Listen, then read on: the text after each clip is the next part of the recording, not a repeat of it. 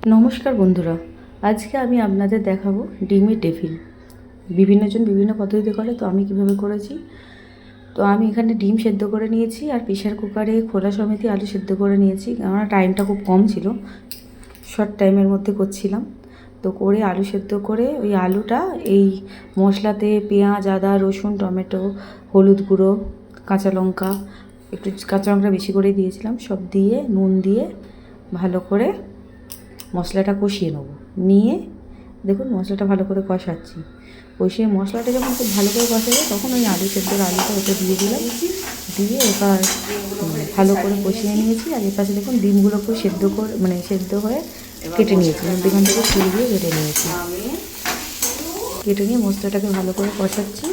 কষিয়ে ভালো করে একটু কয়েকটা আলু শক্ত শক্ত ছিল, ওগুলোকে একটু চাপা দিয়ে ভালো করে কষিয়েছি। কষিয়ে আলু ঠান্ডা হয়ে গেলে দেখুন ডিমের একটা সাইডে আমি ফুট দিচ্ছি, দিয়ে রেডি করে দিচ্ছি। আমি আপনাদের দুটো করে দেখাচ্ছি, বাদ বাকি সব করে নেবো এইভাবে। দেখুন ভালো করে ওটাকে যত ভালো করে আপনি গোল করবেন তত ভালো করে ওটা হবে। আর এখানে একটা ডিমের ব্যাটার করে নিয়েছি, তো ওই ডিমটা ফাটিয়ে ওই ব্যাটারটা করে নিয়ে ওই ব্যাটারেই হচ্ছে আপনার ডিমটা দিয়ে দেবো। ওই কোটটা করে এখানে ব্রেড ক্রাম্বসের গুঁড়ো রাখা আছে, ব্রেড ক্রাম্বসের একটা কোট করে নেবো। করে নিয়ে ব্রেড ক্রাম্বসে কোট করে নিলাম।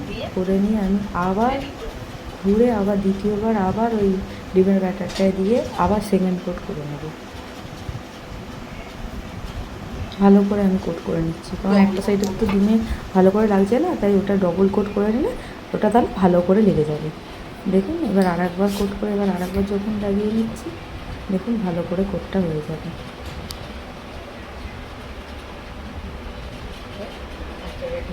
সেম প্রসেসে আমি আবার একটা আপনাদের করে দেখাচ্ছি।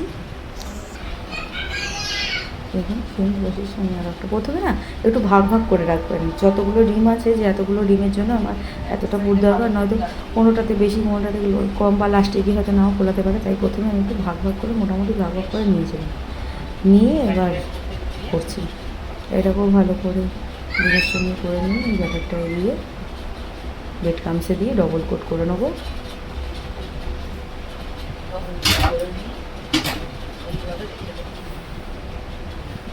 এইভাবে আমি বাকিগুলো সেকেন্ড কোট করে নিলাম। আপনাদেরকে ভেজে দেখাচ্ছি।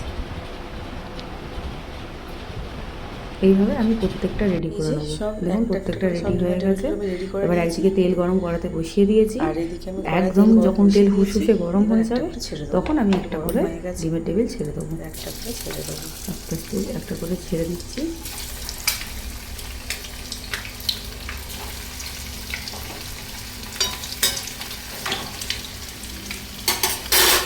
প্রথমে একটু বাড়িয়ে ভাজবো, তারপরে একটু কমিয়ে ভালো করে ভেজে আবার বাড়িয়ে লাল লাল করে তুলে নেবো। দেখুন এইভাবে প্রথমে 5টা দিয়ে দিলাম, আবার পরে সেকেন্ড যতগুলো আছে 4টে না 5টার মতো আছে আবার দিয়ে দেবো। এবং এই কটা ভাজি কালো বাদবাকিগুলো দেবো লাস্টে আপনাদেরকে দেখাচ্ছি। একদম দেখছেন ভালো করে ভেজে নিচ্ছি, খুব ভালো করে ভেজে নিয়ে দেখুন লাল লাল মতো পুরো হয়ে গেছে। এবার আমি এটাকে তুলে নেবো, পুরো ভালো করে লাল লাল করে ভেজে তুলে নিয়েছি। আবার বাদ বাকি যে 4টা আছে এদিকে দেখুন দুধ গরম বসিয়েছি, সন্ধ্যেবেলা খাবো তো একটু কফিও করে নিচ্ছি, স্ন্যাক্সের সঙ্গে একটু কফি দিই।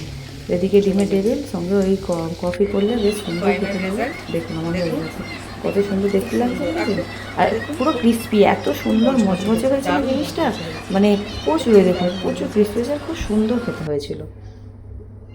Tata bye bye. ভালো লাগলো আমার চ্যানেলটাকে সাবস্ক্রাইব